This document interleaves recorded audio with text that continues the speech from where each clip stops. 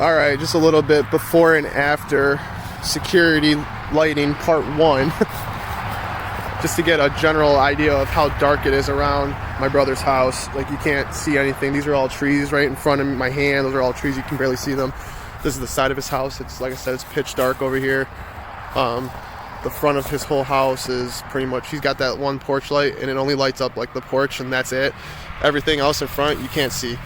So the whole front of his property is pitch black. So step 1 in getting this secure a lot better is to go ahead and get some lights. That's probably the first thing you want to do. Probably one of the cheapest things you can do. Now there are lights that you can buy that are 30 bucks, 40 bucks, 60 bucks, 200 bucks. It just depends on what you're going for. And how bright you want it, you know, how not bright you want it. It all varies on what your preference is. Me personally, I like as bright as possible because I want to be able to see everything as soon as I look out my window. So that's going to require 2,000, 3,000, 4,000 lumen lights, you know. So that's why it all comes down to what you prefer. Now, my brother's like I am, so he wants his house pretty well lit up. So, you know, this is his driveway right here. Can't even see. My car's right here. Like I said, you can barely even see my car. So we're going to try to light up the driveway pretty good.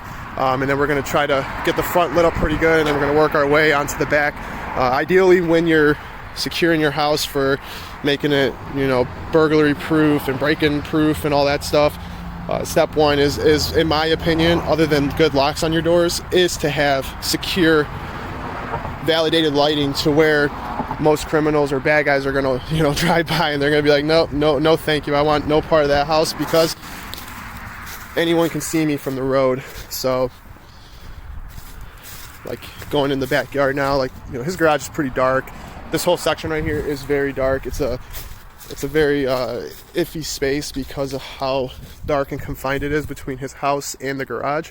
So number 1 thing you want to do is get some lighting down this whole area right here. So this is completely lit up. You can look out the window and boom, see everything right over here. His garage is right here. There's a door entryway. You always want to have some sort of lighting over every entryway, in my opinion. I don't care if your garage has 3 doors, 2 doors, 5 doors. You want to make sure every single entryway is covered in light. That's my honest opinion, and that's how it should be done. So fortunately, he's got some lighting right now that was left or done by the original homeowner, so he lucked out on that, which is nice. As you can tell, he's got 2 lights up here, which we are going to swap those out also, and we're going to put more of a security light because these are not security lights. These are just more of a want to look pretty light. And yeah, I mean, do they do an okay job? Yeah, they do an okay job. You could see up to that tree right there, which is about 10 feet away from his door. But what about everything else back here? If you see my finger right here, this whole thing, except for that house right there, which is a good, gosh, I'd say a good 200 feet away. Other than that house right there, this is all his property, all the way out here. And that's right, you can't see anything. Not one single thing. Turn my flash on so you can see my finger. All of this is his property. And look how pitch black it is back here. I don't know about you, but if I was a bad guy, plenty of hiding spaces back here. So, but get some secure lighting, get this place lit up in the back, the front, the sides. No bad guy in their right mind, now that's in their right mind, I said, is gonna ever attempt to want to come up here and try to gain entry into your home or, you know, devastate your life. So now it's good that they have an entryway right here. They do have a light fixture right by the entryway, which is awesome. Like I said, we're going to be swapping these. I don't even know what you want to call these lights. They're more of like an interior light than anything, but we're going to swap these out with some good dusk to dawn sensor lights that are, you know, based off motion. So if any motion's out here in his backyard, they're going to go off. And then aside from that, they're going to be 5, 6, 7 times brighter than these things are. This is my view while standing on his porch. As you could tell, I'm on his porch right now. This is my view. Like I said, I can see up to that tree, which is 10 feet away, but that's about it. You can't see. And then if you put yourself inside the house, looking through a glass window, it's even harder to see. That's why it's the number 1 thing you could do is make sure you got your house lit up as bright as you can possibly get it, or as bright as you're comfortable with it being, because in my honest opinion, aside from some secure locks on your entry points, the number 2 or the number 1 biggest thing, depending on who you ask, is to have secure lighting around your entire house. Now, kind of like my house, we're going to mix it up a little bit. We're going to do some motion sensor lights, which are lights that go on when they detect motion. They do not stay on all night though, so they only go on when there's motion, which those lights are phenomenal because they give you a pretty good idea that, like, okay, you know, my lights are on right now, so I wonder why they're on. It gives you a reason to look over in that area and keep an eye on everything, which is great. Now, on the flip side of that, they have dusk to dawn lights, which mean they come on as soon as it gets dusk. They stay on all night until it becomes dawn, and they turn off automatically, which is awesome because you don't have to worry about using a switch and turning them on and making sure they're, you know, off when you leave for the day. So they're awesome. They just turn on and off by themselves. You don't ever have to worry about them again. Now, I have those on my house as well because I want constant light.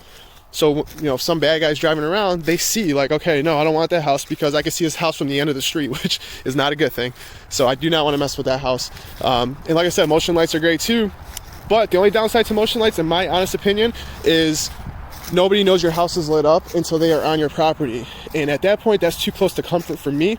Granted, will it scare them off? 95% of the time, I would say, yeah, it would scare them off. But it's not always on. So I want light constantly on. I want to be able to look out my window and look clearly in my backyard or look clearly on the side of my house or through my bathroom window. I want to clearly see what's going on. I don't want to have to go out there to activate the motion to get the light to go on, if you know what I'm saying. So that's how you gotta look at things. That's exactly how you gotta look at things. And like I said, you know, these two lights right here, they're pointless. They don't do anything other than illuminate the few feet around them, and that's it. Because you look down over there, guess what? There's another window. Look how dark that is right there. That's with my flashlight on. As you can see, that tree stump right there, pitch black without the flashlight. Pitch black. And when you have light, you want light that's gonna throw. It's gonna go far. Like I said, you couldn't really see this, but this is his whole backyard. As you can tell, it goes pretty far. You couldn't even see the shed over here because of how dark this is over here. So these are all points that I'm trying to make, and you got a wooded area all the way back there. You want this lit up back here. There's no doubt in my mind. This has to be lit up to make this a safer environment for you and your family. And just to give you a visual difference, the difference between one of these lights being on and an actual true light that I'm gonna put up, that's the difference. This flashlight in my hands is 2300 lumens. So the lights I'm gonna be putting up are gonna be about 3000 lumens, so they're gonna be brighter than this. But they're gonna throw light a lot further too. So just to give you a general idea, look how nice that is, that you can see your shack or your shed from your porch, which is what you want. Just give you a general idea. So we're going to start doing this tonight. We're going to work our way from this point on. We're going to get light all throughout these corners because you don't want any areas on your property where somebody can hide and you can't even see them. Plus, these are master bedroom windows. What better feeling than to look out your window and be able to see right here, you know, over here, or whatever. You could see this whole piece over here. Same with over here. This is the side of his house. Another 2 entry points, 2 windows. Look how dark it is without the light. It's pitch black. Can't even see. So we're gonna get this all lit up too over here just to make sure. And first thing we're gonna start off with is his porch light because we want to get all this lit up. These are 2 more entry point windows along with a door and another window on the other side. But look at all this up here. This is all his property up here. You want this all to be completely lit up, and with a good porch light's gonna do it. So let's with it off, just so you see the difference. So stay tuned, more to come. Please like and subscribe if you haven't already, and hope to see you soon. Thank you.